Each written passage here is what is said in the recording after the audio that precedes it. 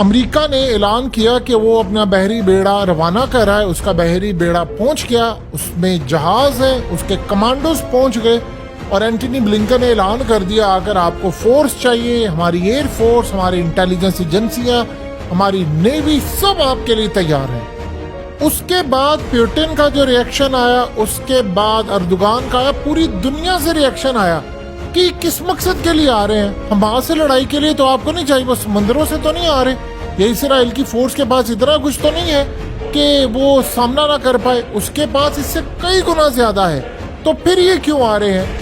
یہ جنگ صرف اسرائیل تک اب محدود نہیں رہنی یا فلسطین تک نہیں رہنی, یہ پوری دنیا کو اپنی لپیٹ میں لینے والی ہے, کیونکہ جو اب ڈیولپمنٹ ہوئی ہے وہ سب سے خطرناک ہے.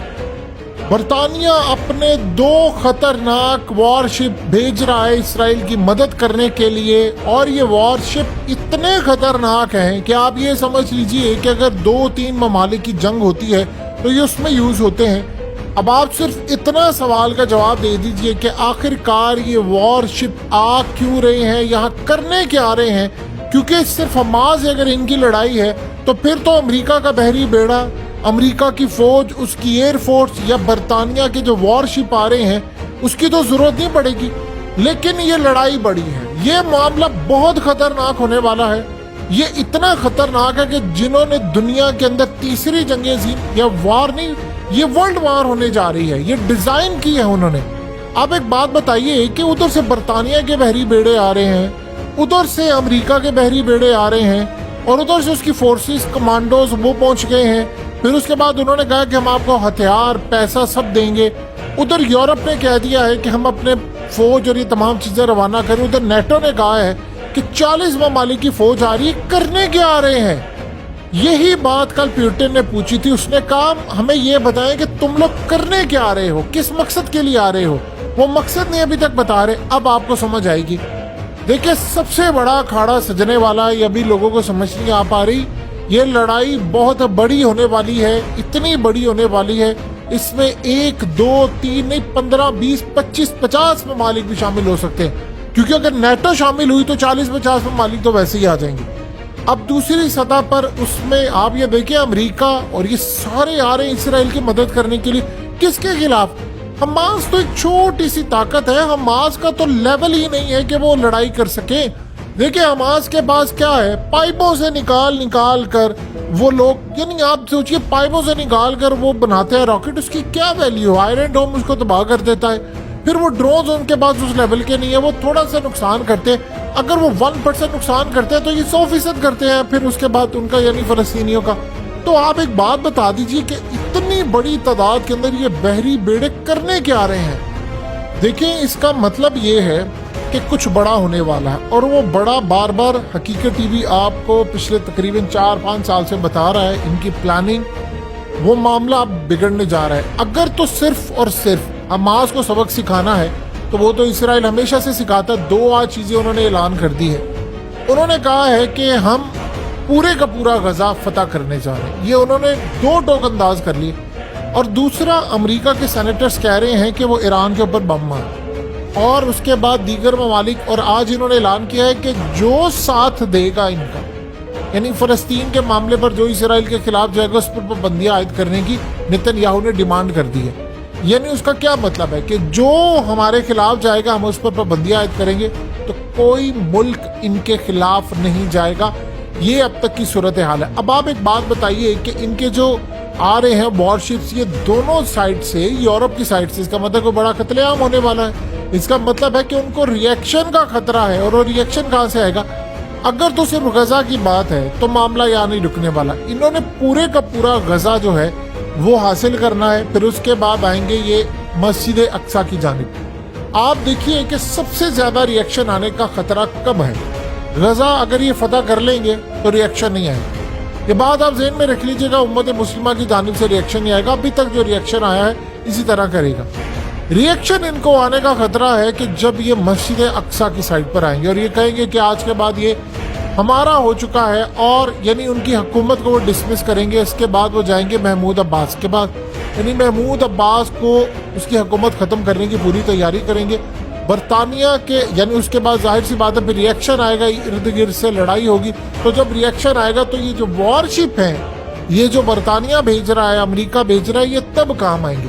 تو اگر یورپ کے 40-50 جو ممالک نیٹو کے ہیں ان کو آپ شامل کر لیں، یورپ کے ممالک اس میں آ جاتے ہیں اور ارد گرد کے ممالک آ جاتے ہیں، اگر سارے اسرائیل کی مدد کرنے کے لیے آ رہے ہیں تو وہ حماس سے لڑائی کے لیے نہیں آ رہے، وہ بڑی لڑائی کے لیے آ رہے ہیں، اور بڑی لڑائی اسی صورت ہونے والی ہے کہ اس خطے کے اندر کچھ بڑا خطرناک ہونے والا ہے، کچھ بہت ہی زیادہ خطرناک ہونے والا ہے، جس کا اندازہ ابھی ہماری سوچوں سے بہت پرے کا ہے۔ دیکھیے دو چیزیں سمجھیے گا، آج جو بات ہو رہی ہے رشیا کے اندر، وہ کیا بات ہو رہی ہے؟ وہ کہہ رہے ہیں کہ ابھی تک پورا میڈیا ویسٹ، وہ امریکہ کو ٹارگیٹ کرتے ہیں، ویسٹ کو، وہ کہہ رہے ہیں کوئی اس بات کا جواب دینے کو تیار نہیں ہے کہ اسرائیل کی فورسز ناکام کیوں ہوئی، ناکام نہیں ہوئی، وہ ان کی کامیابی تھی، ان کے نزدیک یہ کامیابی ہے، اپنے بندے کچھ مروا لیے سیکیورٹی لیبس کروا کے، جواز ان کو مل گیا، اب وہ وہاں پر جائیں گے حملہ کرنے کے لیے، پھر اس کے بعد انہوں نے ادھر جانا ہے۔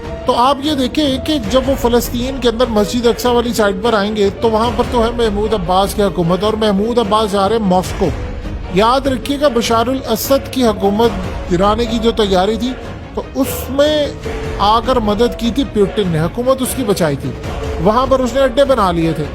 تو اگر فلسطین کے اندر، سمجھیے اس بات کو، اگر فلسطین کے اندر روس نے کہہ دیا کہ مجھے اڈے دو، میں آ رہا ہوں وہاں پر، اور وہ اسرائیل کے اندر آ کر، یعنی آپ فلسطین میں بیٹھ گئے تو آپ اسرائیل میں بیٹھ گئے، تو پھر کیا ہوگا؟ پھر امریکہ بھی کودے گا، امریکہ کہے گا ہم نہیں ہونے دیں گے، اسرائیل تو کبھی ہونے نہیں دے گا۔ تو اس کا مطلب ہے کہ پھر لڑائی کہاں سے ہوگی اس کی حکومت بچانے کے لیے؟ شام سے۔ تو شام کے متعلق تو تمام احادیث ہے۔ اب ذرا اس حدیث کو سمجھ لیں، حقیقت ٹی وی نے جو پوسٹ کی ہے، یہ ابو داؤد کی حدیث نمبر 4297 ہے۔ یہ اس کا مفہوم آپ کو بتاتے ہیں کہ نبی پاک صلی اللہ علیہ وسلم نے فرمایا ایک ایسا وقت آئے گا کہ دوسری امتیں تمہارے خلاف ایک دوسرے کو بلائیں گی، جیسے کھانے والے اپنے پیالے پر ایک دوسرے کو بلاتے ہیں، یعنی دعوت کے لیے آپ بلاتے ہیں کہ یار دعوت کی ہے، آؤ آؤ، تو کہا کہ تمہارے اوپر ٹوٹ پڑیں گے، یعنی تمہاری دعوت کریں گی کہ آؤ ان کو کھاؤ، ان کو کرو۔ تو اسے پوچھا گیا کہ کیا ہم اس وقت قلت میں ہوں گے، کمی میں ہوں گے؟ انہوں نے کہا نہیں، تعداد میں بہت زیادہ ہوگے، لیکن جھاگ کی طرح ہوں گے، جس طرح سیلاب کا جھاگ ہوتا ہے۔ اللہ تمہارے دشمن کے سینوں سے تمہارا خوف نکال دے گا اور تمہارے دلوں میں وہن ڈال دے گا۔ تو پھر پوچھا اللہ کے رسول سے کہ وہن کیا ہوتا ہے؟ تو آپ صلی اللہ علیہ وسلم نے فرمایا دنیا کی محبت اور موت کی کراہت۔ یعنی آپ اندازہ کیجئے، کیا آپ کو یہ ٹائم اس وقت آتا ہوا نظر نہیں آ رہا کہ آپ سوچئے ذرا، تمام امت کو اس وقت ایک جگہ سائڈ پہ کر دیا اور سب کو بلایا جا رہا ہے، سب کو بلایا جا رہا ہے۔ کس کو بلایا جا رہا ہے؟ امریکہ تو بھی آ، برطانیہ تو بھی آ، نیٹو تو بھی آ، یورپ تو بھی آ، آؤ سارے مل کر کھاتے ہیں مسلمانوں کو، آؤ فلسطین کھائیں، آؤ لبنان کھائیں، آؤ ایران کھائیں، آؤ سارے ممالک کھاتے ہیں باری باری کر کے، پہلے یہ پہلے وہ، آؤ اردن کھاتے ہیں۔ پتا تھا ہم نے ایک دن مسجد اقصی پر حملہ کرنے میں فوج کی ضرورت ہوگی، تو دیکھ لیں ریزرو فوج انہوں نے 6 لاکھ جو تھی منگوا لی ہے، وردیاں ان کو دے دی ہیں، پہلے سے تیار تھی وردیاں، کلاشن کوف سب کچھ دے دیا کہ اب تم نے لڑائی کا وقت آ گیا۔ تو اس ساری صورتحال کے اندر اب آپ بتائیں کہ آپ کہاں پر کھڑے ہیں، ہمارے پاس کیا اسٹریٹجی ہے، کب تک ہم نے، یعنی آپ سوچیں یا تو آپ پھر اوپنلی پھر اعلان کر دینا کہ یار ہمارا کوئی تعلق نہیں ہے، تاکہ کلیئر ہو جائے پوزیشن۔ اعلان بھی نہیں کرنا، یہ جو اعلان ہوتا ہے وہ جی سب مل بیٹھ کر سلوشن نکالے، بچے شہید ہو رہے ہیں اور یہ کسی کے حق میں نہیں، یہ 2 نمبر بیان ہوتے ہیں، اس طرح نہیں 2 ٹوک بیان۔ جس طرح امریکہ نے کہا ہم اسرائیل کے ساتھ کھڑے ہیں، برطانیہ نے کہا ہم اسرائیل کے ساتھ کھڑے ہیں، ہم اپنے وارشپ بیچ رہے ہیں، امریکہ نے کہا کمانڈوز بیچ رہے ہیں، نیٹو نے کہا ہم تیار ہیں۔ جب اس طرح کے بیانات ہوں گے اور اس طرح کا عمل ہوگا پھر بات بنے گی، بتائیں آپ کی اسٹریٹجی کیا۔ اور چلیے اس بات کی گارنٹی دے دیں کہ کیا گارنٹی ہے اس بات کی کہ فلسطین کے بعد باقی مسلم ممالک کا نمبر نہیں آئے گا؟ آپ کو کیا لگتا ہے کہ ایک چیز اتنی شہید ہو جائے گی تو اللہ پھر عذاب نازل نہیں کرے گا مسلمانوں پر کہ تم یہاں پر نہیں کیا تو چلو اب تمہاری باری ہے؟ تو اس ساری صورتحال کے اندر یہ سمجھ لیں، یہ اگر غزہ اور آپ کے ہاتھ سے مسجد اقصی چلی گئی تو پھر ابتدا ہوگی اس تباہی اور بربادی کی جس کا کتابوں میں لکھا ہوا ہے کہ اتنی خونخوار جنگ ہوگی، اتنی خونخوار کہ ایک پرندہ اڑتا جائے گا نیچے، لاشیں ہی لاشیں ہوں گی، اس کو بیٹھنے کا موقع نہیں ملے گا، نفاست پرست پرندہ ہوگا تو وہ ایک لاش کے اوپر ہی بیٹھ جائے گا، اتنے وہاں پر صورتحال خراب ہوگی۔ تو اللہ کا خوف کھائیے اور مسجد اقصی بچا